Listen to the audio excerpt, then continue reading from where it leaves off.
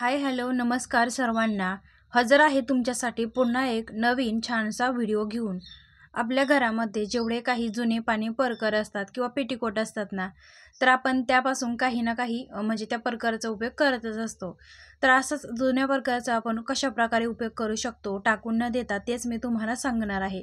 सर्वात आधी तर किचनमध्ये आपण किचनमध्ये रोज स्वयंपाक झाल्यानंतर संध्याकाळी किंवा रात्री किचनमधील जी काही गॅसची शेगडी आहे ना, ती स्वच्छ साफ करून ठेवतो. पण काय होतं ना, की किचनमध्ये झुरळं किंवा बारीक बारीक कीटक म्हणा किंवा पाली अशा फिरत असतात. तर किचनमध्ये ह्या फिरत असताना काय होतं, की गॅसची शेगडीवर अशी सुद्धा धूळ बसू नये किंवा गॅसची शेगडी देखील स्वच्छ राहावी, यासाठी देखील तुम्ही गॅसच्या शेगडीवरती जुन्या पेटीकोटचा कशाप्रकारे उपयोग करू शकता.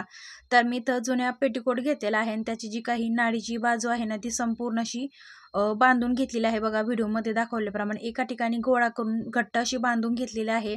आणि जो काही पेटीकोटचा बॉर्डरचा किंवा काठाचा भाग आहे ना, तर म्हणजे ओपन बाजू, तर तिकडून काय करायचं आहे, की गॅसच्या शेगडीमध्ये संपूर्णचा हा पेटीकोट इथं आपण घालून घ्यायचा आहे. बघा, एका हातामध्ये मोबाईल आहे आणि एका हातानेच मी हे सर्व करत आहे, तर थोडंसं समजून घ्या. तर अशा पद्धतीने बघा पेटीकोट संपूर्ण असं गॅसच्या शेगडीमध्ये मी बंद करून, म्हणजे गॅसची शेगडी संपूर्ण पेटीकोटमध्ये अशी व्यवस्थित अशी झाकून घेतलेली आहे. रात्रभर तुम्ही असा म्हणजे अशा प्रकारे गॅसची शेगडी जी आहे आपली ती झाकू शकता. फक्त पाईपाचीच बाजू इथं ओपन आहे, बघू शकता. ह्या पद्धतीने जर तुम्ही झाकून ठेवली रात्रभर गॅसची शेगडी, तर पाली वगैरे फिरणार नाही आणि त्याचबरोबर जे काही झुरळ वगैरे फिरतात ना, ते सुद्धा फिरणार नाही आणि जी पण थोडीशी धूळ बसते ती पण बसणार नाही.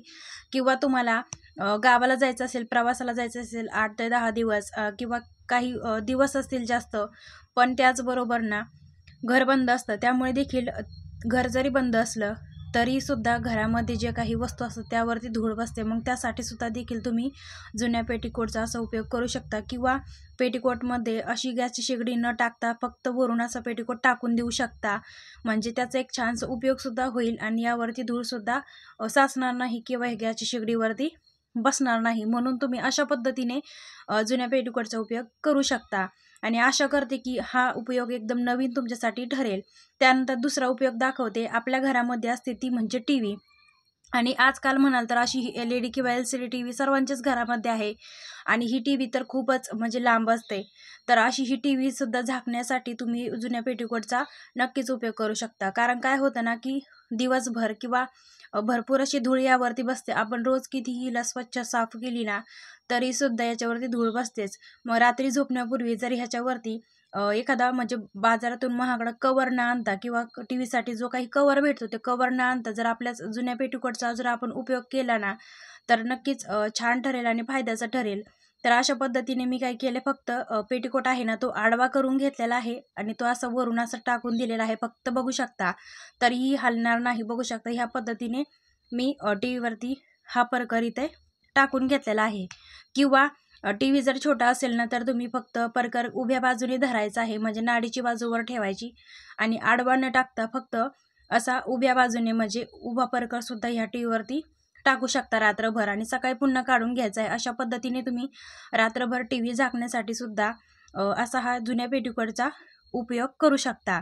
तर आशा करते की हा सुद्धा दुसरा उपयोग तुम्हाला नक्कीच आवडला असेल.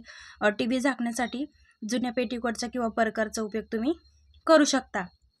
त्यानंतर अजून एक महत्त्वाचं मी तुम्हाला सांगते, की जसं की मगाशी पण सांगितलं तुम्हाला, जेव्हा पण आपल्याला गावाला जायचं आहे किंवा 8 ते 10 दिवस किंवा महिनाभर तरी आपलं घर बंद असतं. मग घर बंद ठेवल्यानंतर घरामध्ये ज्या काही वस्तू असतात ना, त्यावरती धूळसुद्धा साचते.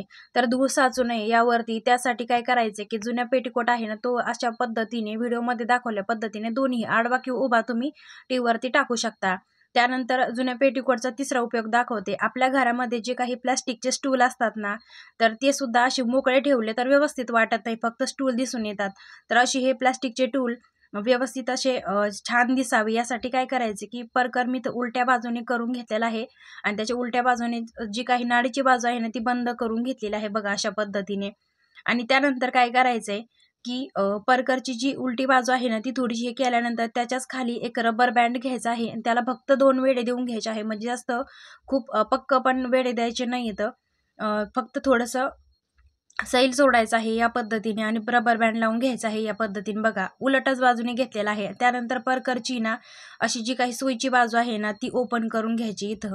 आता त्यानंतर ना आपण काय करायचे की जेव्हा पण आपला हा टूल असतो प्लास्टिकचा घरामध्ये रिकामा असतो त्यावेळेस तो काही चांगला दिसत नाही. तर मग जुना जो काही पेटीकोट आहे ना तर तो पेटीकोट किंवा हा परकर ना ह्या स्टूलवरती अशा पद्धतीने टाकून घ्यायचा आहे. आणि त्याच्या ज्या काही व्यवस्थित अशा प्लेट जेवढ्या पण तयार झाल्यात ना मस्त अशा बघू शकता कळ्या किंवा ह्या प्लेट म्हणता तुम्ही, तर ह्या देखील खूप सुंदर अशा तयार झाल्या. व्यवस्थित अशा तयार करून घ्यायच्या आणि तुमच्या घरामध्ये जे काही फ्लॉवर पॉट असेल एखादी काही पण असेल ना घरामध्ये ठेवण्यासाठी त्यावरती, तर मी ते एक प्लास्टिकचा ताट घेतलेला आहे त्यावरती एक फ्लॉवर पॉट घेतलेला आहे. सुंदर असे गुलाबाचे ताजे ताजे फुलं घेतलेलं आहे. तर अशा पद्धतीने तुम्ही स्टूल सुद्धा घरातील झाकून ठेवू शकता.